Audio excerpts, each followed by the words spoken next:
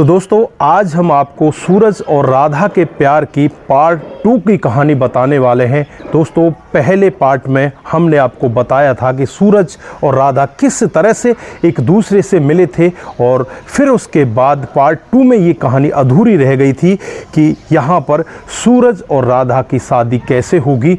दोस्तों यहाँ पर राधा सूरज से यही कहती है कि तुम जल्दी से अपने मम्मी पापा को लेकर मेरे घर आ जाना। एक सप्ताह का आपस में वो दोनों समय देते हैं, लेकिन यहाँ पर करीब करीब 15 दिन बीत जाते हैं।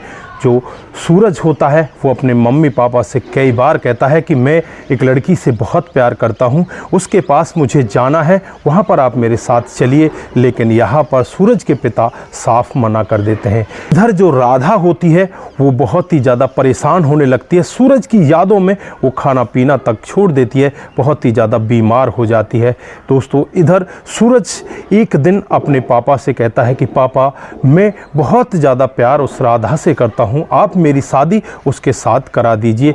तो यहाँ पर जो उसके पापा होते हैं कहने लगते हैं कि बेटा तेरा दिमाग ख़राब हो गया, तू फूल वाली से शादी करेगा, तुझे पता नहीं तेरा स्टैंडर्ड क्या है, तेरे स्टैंडर्ड के लिए मैंने एक बहुत ही अच्छी लड़की देख ली है। तो यहाँ पर पिताजी उसे इसी तरह से डांट फटकार कर चुप करा देते हैं। उसके बाद वो अपने कमरे में चला जाता है और उसके पीछे पीछे उसकी माँ पहुंच जाती है। माँ बेटे से बातचीत करने लगती है और कहने लगती है कि बेटा क्या हुआ है, तू किस तरह से परेशान है। तो यहाँ पर बेटा कहने लगता है कि माँ मैं एक लड़की से बहुत प्यार करता हूँ, मैं शिव मंदिर में एक लड़की से मिला था और उससे मैंने वादा किया था कि एक हफ्ते के अंदर मैं तुम्हारे घर पर आ जाऊँगा, लेकिन आज 15 दिन बीत चुके हैं, अब तक मैं उसके पास नहीं पहुँच पाया हूँ। वो मेरे लिए बहुत ज़्यादा परेशान हो रही होगी। माँ मैं उसके बगैर नहीं जी सकता। माँ कहती है कि बेटा तू चिंता मत कर, मैं तेरे पापा से बात करती हूँ। उसके बाद जो माँ होती है अपने पति के पास पहुँच जाती है और उससे कहने लगती है कि तुम्हें बेटे का ख्याल रखना चाहिए, अगर वो किसी लड़की से प्यार करता है तो तुम्हें उसकी शादी उसके साथ करा देनी चाहिए। तो यहाँ पर उसे भी वो धमका देता है और कहता है कि तुम्हें पता ही नहीं तुम कह क्या रही हो, तुम किस तरह के रिश्ते जोड़ने की बात कर रही हो। दोस्तों उसके बाद जब माँ अपने बेटे के कमरे में आकर देखती है तो वहाँ पर बेटा दिखाई नहीं देता। रात को करीब 8 बजे का वक्त होता है, बेटा वहाँ से निकल जाता है। दोस्तों अब माँ बहुत ही ज़्यादा परेशान होने लगती है, अपने पति को जाकर बताती है कि हमारा सूरज तो घर में है ही नहीं। अब यहाँ पर सूरज के पिता भी बहुत ज़्यादा परेशान हो जाते हैं। इधर उधर वो भी खोज करने की कोशिश करते हैं, लेकिन कहीं भी सूरज का कोई भी अता पता नहीं होता।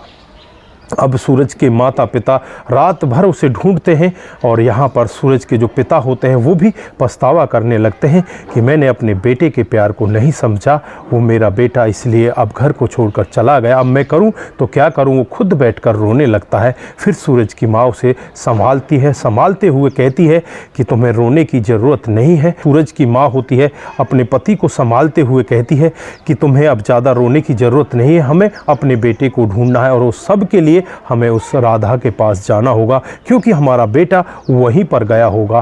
दोस्तों जैसे ही अगली सुबह होती है दोनों माता पिता तुरंत ही राधा के घर का रुख करते हैं। रास्ते में लोगों से पूछते हुए जाते हैं कि फूल वाली एक लड़की है जिसका नाम राधा है, उसका घर कहाँ है। दोस्तों सीधे ही उसके घर पर पहुंच जाते हैं।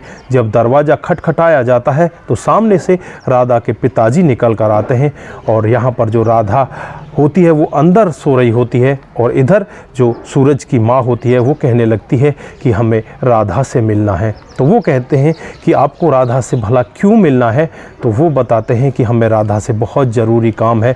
जब राधा को वो सामने देखते हैं तो राधा की जो हालत होती है बहुत ही ज़्यादा दुबली पतली होती है। उसकी हालत मानो ऐसे लग रही थी जैसे इसने कई दिनों से कुछ खाया ही नहीं। अब यहाँ पर राधा के पिताजी से पूछने लगते हैं कि राधा की हालत ऐसे कैसे हो गई।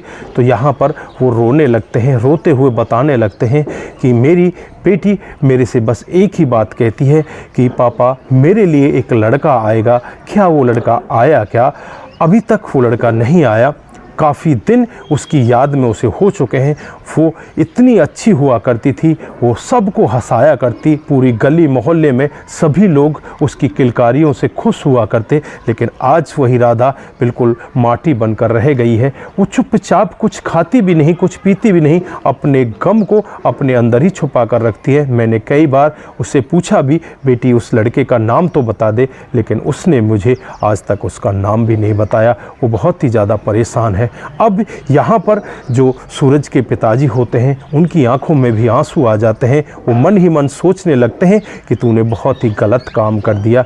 दोस्तों, उसके बाद जो सूरज की माँ होती है वो कहने लगती है कि हम सूरज के माता पिताजी हैं और जिस लड़के से तुम्हारी लड़की प्यार करती है वो हमारा ही बेटा है, और हम लोग आपके घर पर इसलिए आए हैं क्योंकि आपकी बेटी का हाथ हमें चाहिए। हम सूरज के साथ उसकी शादी कराना चाहते हैं। दोस्तों, जब राधा के पिताजी इस तरह का वाक्य सुनते हैं तो उनकी आंखों में आंसू होते हैं। तुरंत ही राधा को जगाते हैं और कहते हैं कि राधा बेटी बाहर आ, तेरे सूरज के मम्मी पापा यहाँ पर आए हैं। दोस्तों, राधा बहुत ही ज़्यादा खुश होती है और खुश होकर अपने होने वाले सास ससुर के पैरों को छूने लगती है और वहाँ पर रोते हुए कहने लगती है कि माँ जी, क्या सूरज नहीं आया?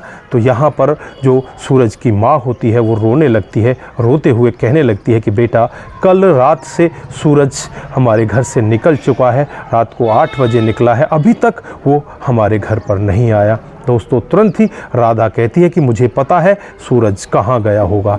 तो यहाँ पर घर वाले उससे पूछने लगते हैं कि बेटा बता तो सही, हमें भी बता दे कि सूरज कहाँ गया होगा। तो वो कहती है कि तुम नज़दीकी शिव मंदिर में आ जाओ, मैं भागकर सूरज से बातचीत करती हूँ, उसके पास जाती हूँ, मेरे लिए बहुत ज़्यादा परेशान होगा।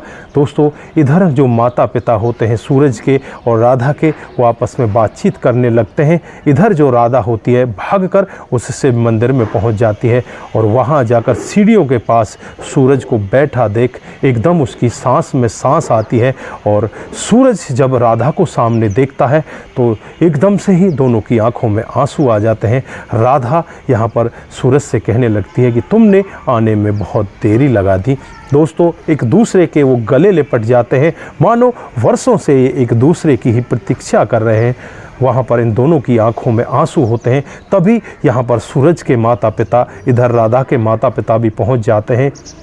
ये लोग आपस में बातचीत करते हैं। इन सभी लोगों की आंखें वहाँ पर नम होती हैं क्योंकि इन दोनों का जो प्यार होता है बड़ा ही अद्भुत प्यार होता है। दोस्तों, इस प्यार को देखकर यहाँ पर माता पिता भी एक बार सोचने के लिए मजबूर हो जाते हैं कि हमने इन दोनों को क्यों अलग किया। दोस्तों, उसके बाद जो यहाँ पर सूरज की माँ होती है वो यहाँ पर राधा की माँ और उसके पिताजी से कहने लगती है कि हमें आपके बेटी का हाथ यहीं पर चाहिए, इस मंदिर में ही आप हमें अपनी बेटी का हाथ हमारे बेटे के लिए दे दो। दोस्तों, तुरंत ही राधा यहाँ पर अपनी होने वाली सास के पैरों में गिर जाती है, उसके गले लिपट कर रोने लगती है।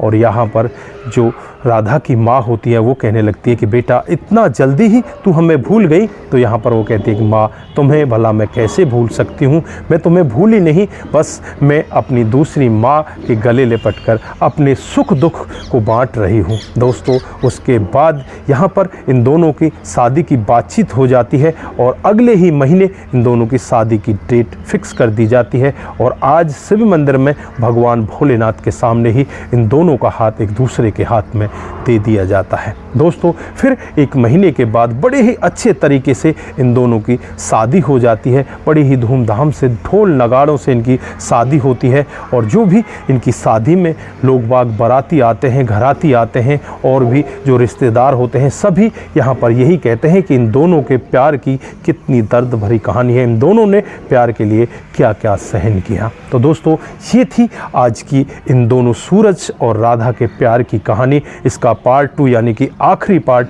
आज हमने आपको सुनाया। तो आप लोगों को ये पार्ट कैसा लगा, इन दोनों के प्यार की कहानी के बारे में आप लोग क्या कहना चाहते हैं? इसके लिए बस इतना ही। फिर मिलते हैं किसी नए मोड के साथ। तब तक के लिए आप अपना ख्याल रखें, परिवार का ख्याल रखें, सतर्क रहें, सावधान रहें और अपने रिश्तों की अहमियत को ज़रूर समझें। नमस्कार, जय हिंद,